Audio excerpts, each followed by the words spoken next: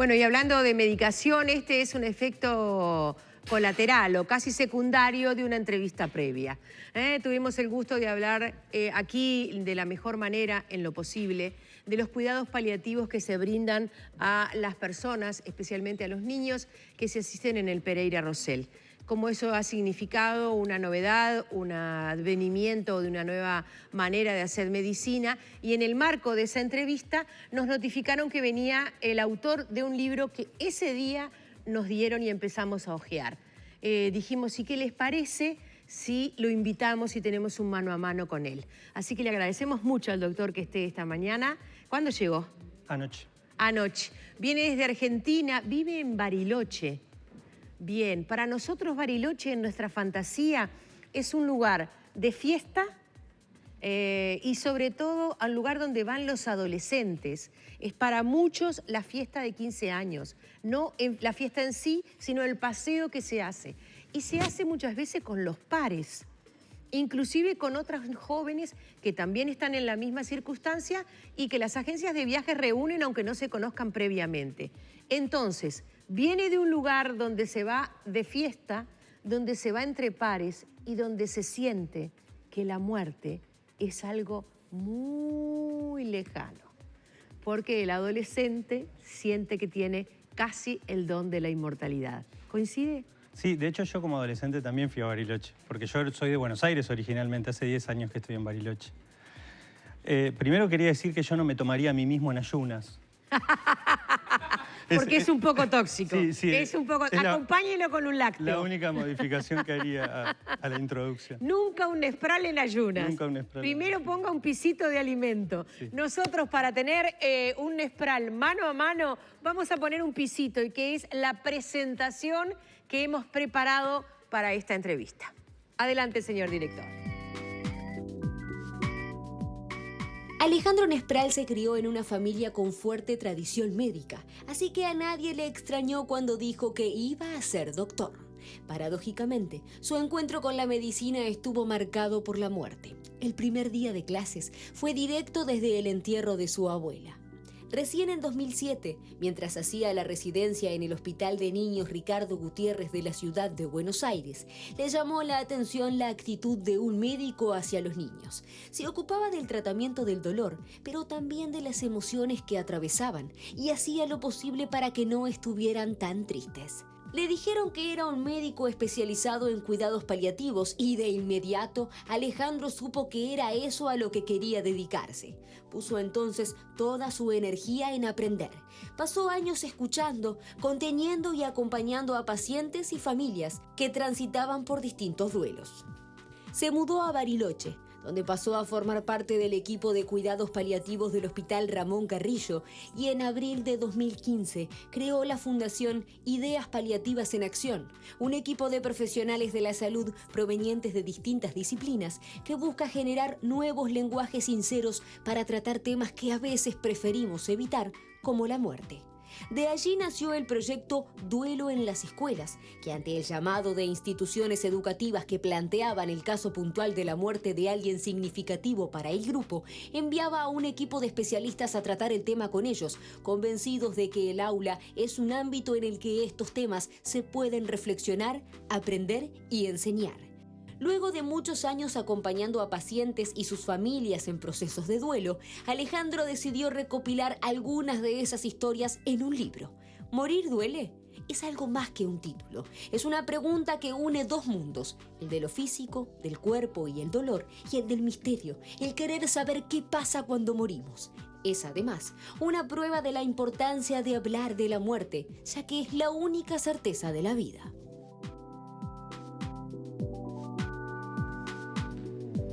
Algo para corregir, doctor. No, me encantó el trabajo que hicieron. Sí, muy agradecido. ¿Lo presenta? Me representa, Me alegro mucho. Esta historia tiene que ver justamente con su vínculo con la medicina y una suerte de vacío que se genera en determinado momento cuando usted, ya evolucionando dentro de la carrera, tiene que hacer una suerte de rotación para perfeccionar su práctica y su capacidad clínica de ver pacientes en hospitales. Queda en situación de vacío por un error burocrático que mientras se subsanaba había que ver cómo se llevaba adelante, y usted decide volver a un lugar donde una vez un médico, cuando usted estaba tratando de ser el mejor estudiante de su generación, prolijito, tener las respuestas certeras y contestar con idoneidad y firmeza, lo descolocó. Porque a usted le preguntaron por el paciente de la cama 4. ¿Y usted qué trató de decir? Yo estaba en el Hospital de Niños, como bien vos decías, que es un hospital de los más importantes de pediatría de Argentina, en Buenos Aires. Y estaba sometido al estrés que estamos sometidos todos los residentes, estudiando y tratando de estar nunca llegamos, pero corriendo y tratando de estudiar, atendiendo niños y niñas muy graves, la mayoría con cáncer. Y lo que cuento ahí en el libro que vos también comentabas es que los médicos todo el tiempo venían a preguntarnos, un cardiólogo, un neurólogo, a ver cómo estaban todos esos niños internados. Y vino uno de esos tantos y yo le empecé a contestar. Tenía muy estudiado todo lo que tenía para decirle y traté de ser lo más puntilloso posible porque hay como una suerte de... Es una escuela también la residencia. Exacto. Donde se aprende. Claro. Y yo le contesté y este médico me dijo, pero el niño este que te estoy preguntando, ¿cómo está? Y yo le volví a contestar con más énfasis, diciendo palabras más difíciles. Y usted le explicó que el antibiótico era nuevo, que lo estaban aplicando hacía 24 horas. Y la tercera, cuarta vez que me lo pregunta, donde yo me empecé a sentir mal porque decía, estoy contestando mal, él me frenó, me cuidó de alguna manera y me dijo, pero ¿cómo lo ves? Y eso es lo que cuento en el libro, que retrospectivamente para mí fue una bisagra. Fue la primera vez en medicina que vi que una pregunta tan inocente y tan profunda como ¿cómo lo ves? Contento, triste, tenía tanta potencia como es ese antibiótico nuevo que está usando.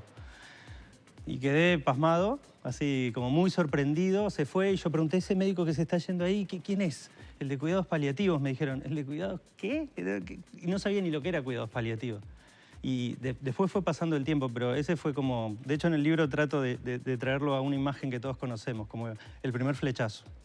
Sí, habla de ese amor a primera vista o habla de alguna manera de ese momento epifánico que a mucha gente suele tener y a mucha gente también suele creer que lo tiene. Pero en fin, volvamos a usted. ¿Tiene un ADN médico? Mi padre y mi madre son médicos, sí. Y mi madre es pediatra incluso.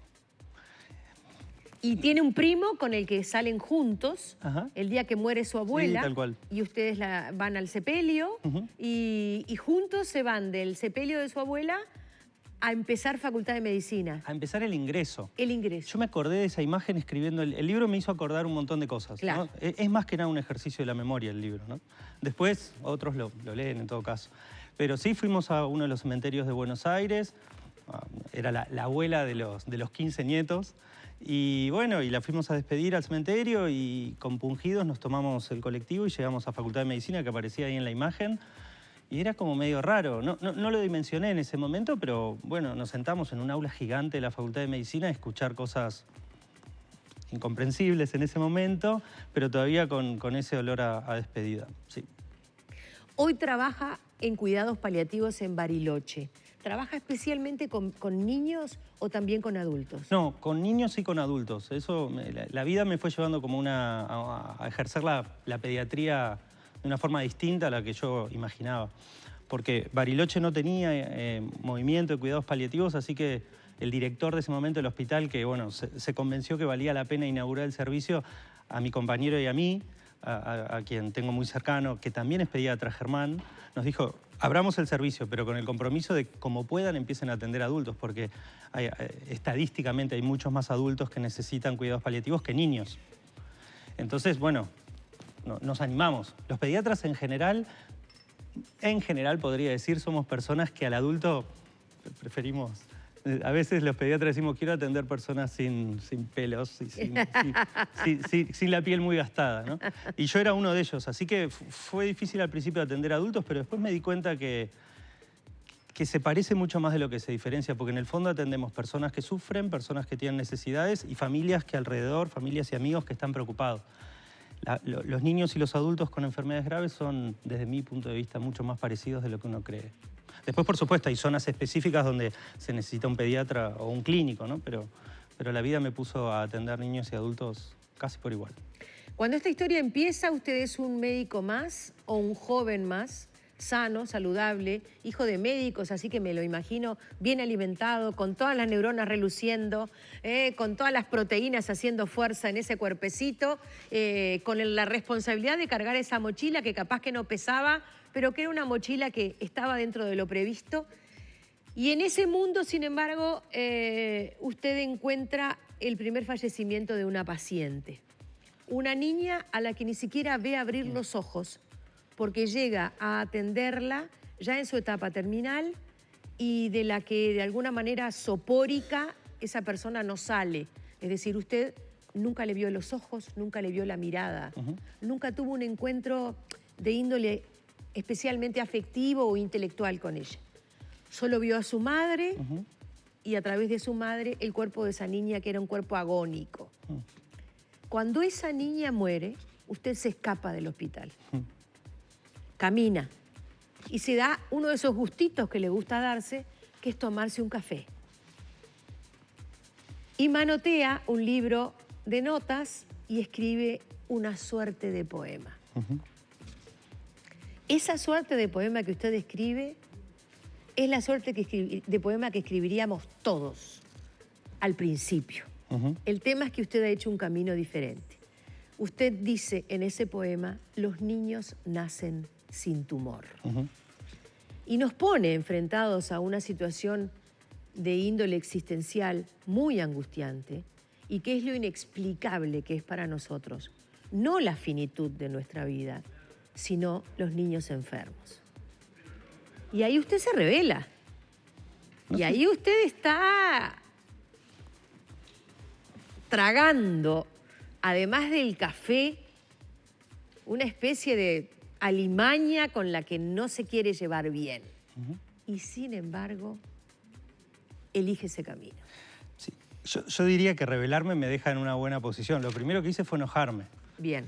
Fue como, no sé, creo que hay muchas situaciones de la vida a las cuales los médicos, los trabajadores de salud en general, ¿no? Bien. Enfermeras, psicólogos, no estamos lo suficientemente bien preparados. Alguno un poquito más, un poquito menos, pero en general me parece que no estamos preparados. Y esta que vos relatás, cuando estaba haciendo estos primeros pasos en cuidados paliativos, fue una de las situaciones que paradójicamente más me impresionaron. Porque, como vos bien contabas, muchas veces paliativos, y esto no nos gusta que así sea, pero a veces así sucede, llegamos hacia el final, cuando está todo muy avanzado. Siempre hay cosas por hacer, pero evidentemente con menos tiempos hay menos cosas. Y esta era una niña que me acuerdo mucho la cara, no me acuerdo el nombre, creo saber cómo se llamaba, pero no estoy seguro, que estaba en esos últimos días en los cuales a ella, no a todos, pero a ella le tocaba estar en, digamos, coma, ¿no? Muy dormida, profundamente dormida. Y no se despertó incluso hasta morirse. Entonces, como bien vos contabas, no hubo una relación afectiva, que podría ser esa razón por la cual uno también sufre las pérdidas, ¿no? Sí la hubo con su madre, pero tampoco tanto. O sea que estaba todo dado para que, entre comillas, sea una muerte que pasara sin tanto impacto, ¿no? Y se murió y no hubo nada relevante, porque no se murió con visible sufrimiento, la madre hizo su proceso. Pero a mí me conmovió profundamente. Es el día de hoy que no lo sé por qué, y te escuchaba todo lo que vos contabas y me retrotraía, no sé por qué. Y con lo único concreto que contacté es como con lo innombrable, con ¿por qué hay que morirse? Y lo termino de decir y me arrepiento un poco de decirlo, pero fue lo que dije en el momento y no sé, me dio bronca en ese momento. Después, con el tiempo, de hecho yo intento decirlo porque yo no escribiría ese relato, esa poesía ahora. Hoy en día no lo haría, no lo escribiría así. De hecho, cuando escucho que alguien, por ejemplo, dice que tal nene tiene cáncer, es injusto. ¿Qué sería justo e injusto? Bueno, pude ir elaborando un montón de ideas, pero en ese momento me devastó. La muerte a veces no tiene nada de poética, no tiene nada de romanticismo, es dura y pura, es el final. Y me parece que desde ese deben haber pasado un poco más de 10 años. No es que ahora la entienda, pero por lo menos siento que usted lo escribió en septiembre del 2008. Y estamos en el 2019. Seguimos igual de jóvenes, igual. Los niños nacen sin tumor, dice en una estrofa, con olor a perfume de inocencia. Son ese invento, ese pedazo de viento que sopla antes de la tormenta. Por las ventanas del hospital pasan telas blancas, pero ellos prefieren ver circos, títeres y cenicientas. Los niños nacen sin tumor, con la cara sucia y con la boca abierta. Hoy viví un instante de alegría. Vi que en su planeta giraba. Me hizo una mueca la estela de su cometa. Y lo hizo tan fuerte, con cada rincón de su piel enferma, y pensé, ¡ay! Los niños nacen sin tumor. Más adelante usted cuenta una dinámica de trabajo, porque en esto hay una cosa muy valiosa y que es lo colectivo. El apoyarse en el otro, que significa generar una suerte de cadena que obviamente ayuda a tirar de lo trascendente, de una cadena con eslabones de colores distintos. Está el antropólogo, está la psicóloga, está el asistente social, está la enfermera, está la voluntaria que no tiene formación universitaria pero viene a hacer Reiki. Y todos esos eslabones que son de distinto grosor y de distinto brillo forman, sin embargo, una cadena que usted considera con los años imprescindible. Y en determinado momento, en una reunión colectiva, una de las enfermeras dice, yo no puedo acostumbrarme.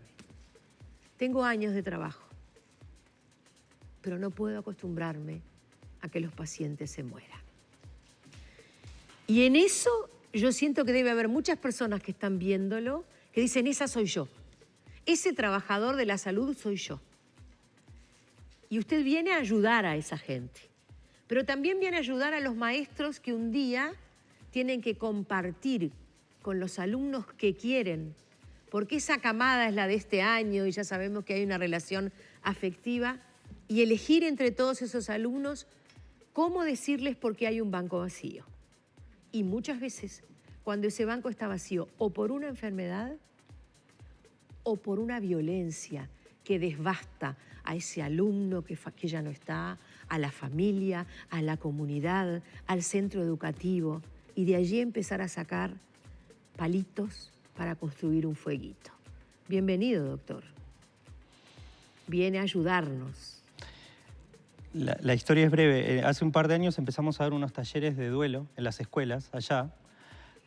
Y nos pensamos que era un proyecto que empezaba y terminaba. El duelo es un eje de los cuidados paliativos. Entonces nos preguntamos, a ver, ¿a dónde más podemos hablar de duelo? Además, en la intimidad del consultorio, ¿no? Y nos pareció que la escuela era un lugar, conectando con esto que decías, y dimos unos talleres y terminamos el último taller y terminó esa tarea y volvimos al hospital. Como quien empieza y termina algo, y las escuelas nos empezaron a llamar porque fallecía un alumno. Era algo que no teníamos pensado, creíamos que íbamos, disparábamos ideas del duelo, y nos llamaban porque falleció un alumno, uno de cáncer, uno de accidente, uno de un homicidio o de un suicidio, de las causas más variadas.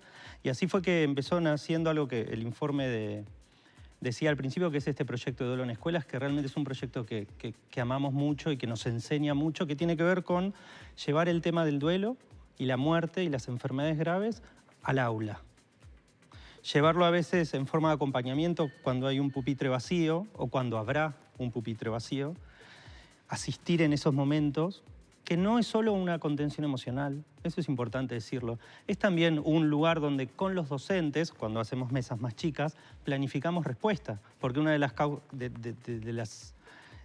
los fenómenos que sucede cuando, en cualquier lado, pero especialmente en una escuela, se muere un niño, o un docente, o un papá, o una mamá, es que genera mucha conmoción, especialmente cuando es de forma súbita. Entonces, algo de lo que fuimos aprendiendo y hoy sentimos que podemos dar una mano en eso es a que las escuelas sepan qué hacer.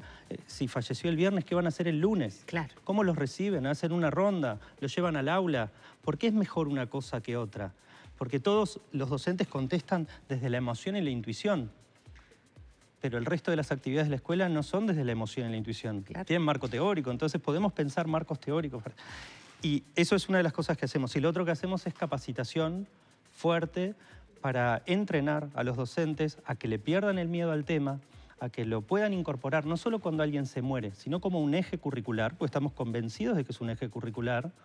Entonces, co-diseñamos herramientas pedagógicas. Parece que nosotros tenemos como una especie de lema interno, ¿no? Va a sonar casi político, en estos tiempos todo suena político, pero no queremos más egresados sin haber hablado de la muerte. No queremos que sigan egresando camadas donde la escuela no haya sido una oportunidad para hablar del tema. Cortito te lo digo. Nosotros ponemos este ejemplo en general, ¿no? Me encuentro con vos, ¿no? con tus años y te pregunto, por ejemplo, información general, ¿cuál es la capital de Francia? Y vos no lo sabés. Entonces te pregunto a qué colegio fuiste y llamo a tu colegio y les digo, ¿no le enseñaron la capital de Francia? Y te pregunto cuánto es 4 por 2. Ay, multiplicar a mí siempre me costó. Llamo a tu escuela, ¿no? No le enseñaron a multiplicar. Claro. Y me pongo a hablar con vos de la muerte y vos te emocionás y finalmente decís, ay, yo nunca había hablado de este tema. Yo voy a llamar a tu escuela también. ¿Cómo provocaron una egresada que no hable de la muerte, que no sepa? Que no quiere decir que no conmueva, pero entendés lo que quiero decir. Entonces, está muy bueno porque además hay mucha gente que dice que los niños no entienden de estas cosas. Y también es muy difícil porque muchas personas, para los niños, tienen soluciones de índole mágica. En una etapa de la vida en la que lo mágico funciona muy bien. Y entonces es un comodín. Con eso también peleas, doctor. No sé si el verbo es pelear. Esa es una realidad, digamos.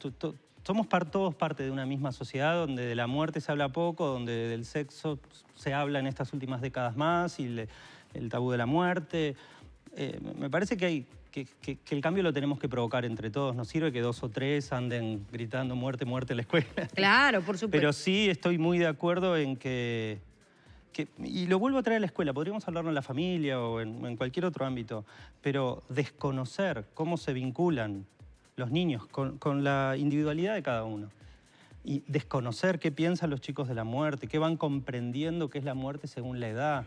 Cuando a veces vemos docentes que se preocupan porque no entienden que la muerte es para siempre, sus alumnos no entienden que la muerte es para siempre, les tocamos el hombro y les decimos, no lo van a comprender, todavía no están listos. Es como pedirle a un chico de primer grado que entienda triángulos. No lo entienden todavía. Entonces hay un piso hasta de conocimiento que a veces conmueve tanto el tema, que para qué aprender del tema. Entonces, sí, los invitamos a ser muy cuidadosos con lo mágico. Lo mágico es maravilloso en la medida que abra el pensamiento.